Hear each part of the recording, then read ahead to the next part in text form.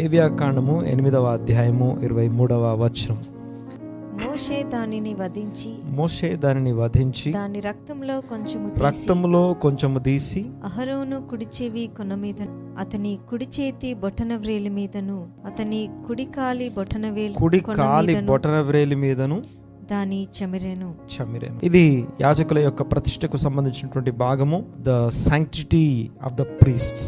మనమందరము రాజులైన యాజక సమూహమై ఉన్నాము. 8వ అధ్యాయం అంతా కూడా యాజకుల ప్రతిష్ట గురించి మాట్లాడుతూ ఉంది. రక్తాన్ని తీసుకొని కుడి చెవికి, 2 కుడి బొటన వేలికి, 3 కుడి కాలి బొటన వేలికి, చేతి బొటన వేలు మరియు చెవు, ఈ 3 రక్తము అంటబట్టాన్ని మనము ధ్యానించుకుంటాం. దానికి ఒక వచనం చదువుకుందాం. ద్వితీయోపదేశకాండకి వెళ్దాం ఒకసారి. 21వ అధ్యాయం యాజకులు ఎందుకున్నారు, యాజకుల యొక్క జాబ్ గురించి అక్కడ రాస్తాడు. 21వ అధ్యాయం 5వ వచనం. అప్పుడు యాజకులైన లేవీయులు దగ్గరికి రావలను. డ్యూటరానమీ 21:5. అప్పుడు యాజకులైన లేవీయులు దగ్గరికి రావలను, యెహోవాను సేవించి యెహోవా నామమున దీవించుట అనేది యాజకులకు అప్పగించబడినటువంటి జాబ్. నంబర్ 1, యెహోవాను సేవించడానికి నియమించబడ్డాం. నంబర్ 2, యెహోవా నామమున దీవించడానికి యాజకులు ఉన్నారు. నెక్స్ట్ 3, ఆయన వారిని ఏర్పరచుకొను గనుక వారి నోటి మాట చేత ప్రతి వివాదమును దెబ్బ విషయమైన ప్రతి వ్యాజ్యమును విమర్శింపబడాలి. నంబర్ 1, యాజకులు యెహోవాను సేవించడానికి ఉన్నారు. 2, నోటి మాటల చేత దీవించడానికే ఉన్నారు. 3వది, ఆ నోటి మాట వలన సమస్యలు పరిష్కరించడానికి, ప్రవచించి సెటిల్ చేయడానికి ఉన్నారు. కృపాసహితమైనటువంటి సంభాషణ అని చెప్పేసి పౌలు మాట్లాడతాడు. 1, చెవు ఎందుకు వ్రాయబడుతుంది రక్తము అంటే, లోపలికి వెళ్ళేది యేసుక్రీస్తు బలియాగము అనే ఫిల్టర్, రక్తం అనే ఫిల్టర్ దాటి లోపలికి వెళ్ళాలి.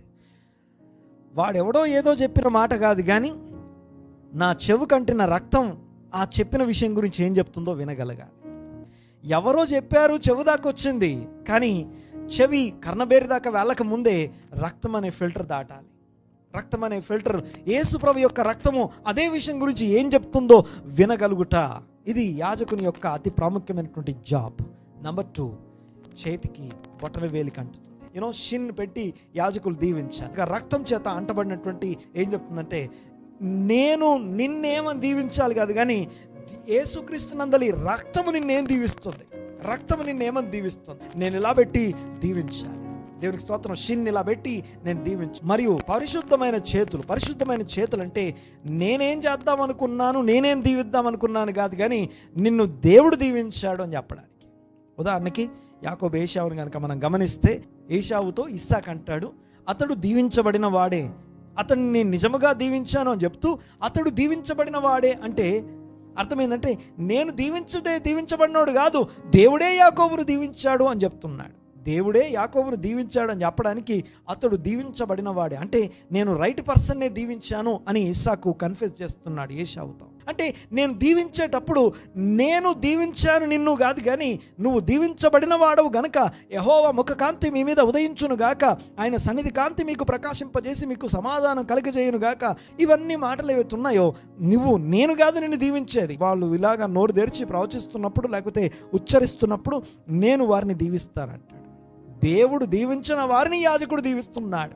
చేతులెత్తి కుటుంబాలని, గృహాలని, వ్యక్తుల్ని, వారి హృదయాల్ని, వారి చెవులు, వారి జీవితాలని దీవించేటప్పుడు నేను దీవించట్లేదు, కానీ దేవుడు దీవించిన వారిని నేను దీవించి ఆయనతోని అలైన్ చేస్తున్నా. ఇక 3వది, కాలి బొటన వేలికి సంబంధించినటువంటి రక్తము. ఏ మార్గంలో మనం నడుస్తున్నా, నీ వాక్యము నా పాదములకు దీపము, నా త్రోవలకు వెలుగు అంటాడు. ఈ పదం ఎక్కడి నుంచి వచ్చిందా, ఈ పాదములకు దీపం అనే పదం ఎందుకు వాడుతున్నాడా అంటే, ఒక యాజకుని కాలి ఆ యొక్క బొటన వేలు మీద ఉన్నటువంటి రక్తము వెలిగిస్తుంది. ఆ రక్తము 3 విషయాలు చెప్తా ఉంది. 1, క్రీస్తు అంతకు ముందు వాక్యమై ఉన్నాడు అని చెప్తుంది. ఇప్పుడు మనం చదువుకునే ఈ మాటలు ఏవైతే ఉన్నాయో, ఇవి శరీరం ధరించుకొని క్రీస్తులో వచ్చాయి. మనం చదివే ఈ వాక్యము క్రీస్తు యేసు శరీరమై, క్రీస్తు వాక్యమై ఉన్నాడు. 2, ఆయన శరీరం ధరించుకొని ఆయన మన మధ్యలో కృపాసత్య సంపూర్ణుడిగా నివసించాడు, మరణించాడు అని పునరుత్థానుడయ్యాడు అని చెప్పి. ఇప్పుడు అదే వాక్యము, అదే క్రీస్తు, ఆయనే ఆత్మ రూపంలో నన్ను నడిపిస్తున్నాడు. కుడికి తిరగాల, ఎడమకు తిరగాల, ఆయన స్వరముతో మాట్లాడుతూ. పాదములకు దీపము, తలకు దీపానికి తేడా ఉంది. హెడ్ ల్యాంప్కి ఫుట్ ల్యాంప్కి డిఫరెన్స్ ఉంది. హెడ్ ల్యాంప్ ఏం చెప్తుందంటే నువ్వు చూడగలిగినంత దూరం నీకు చూపిస్తుంది, కానీ ఫుట్ ల్యాంప్ నెక్స్ట్ స్టెప్ ఎక్కడేయాలో మాత్రమే చెప్తుంది. You have to depend on the word of God. పరిశుద్ధాత్మని యొక్క ప్రాంప్టింగ్స్ మీద మనం డిపెండ్ అవుతూ నా నెక్స్ట్ అడుగు ఎక్కడ వెయ్యాలి అని చెప్పేసి క్రీస్తు ఆత్మ, పరిశుద్ధాత్మ నియమము అంటాం, the spirit of the law మీద ఆధారపడడం గురించి ఈ యొక్క వాక్యం మాట్లాడుతాం. దేవునికి స్తోత్రం కలుగును గాక. యాజకులుగా మనం ప్రత్యేకించబడిన వారు, ప్రతిష్ఠించబడిన వారము దేవుని వైపు చూస్తూ మనం కోరుకుందాం, దేవా నీ సన్నిధి నా జీవితంలో కావాలి నాయన. థ్యాంక్ యూ నాయన, మీకు వందనాలు. ఈ దినపు ఈ యొక్క సన్నిధిని మీ బిడ్డలందరికీ అనుగ్రహించినందుకు మీకు వందనాలు. ఈరోజు మీరు ఒక్కొక్కరితో మాట్లాడడం కొరకు మీరు ఏర్పాటు చేసినటువంటి మీ బిడ్డలందరినీ మీ సన్నిధిలో ఎత్తిపడుతున్నాను.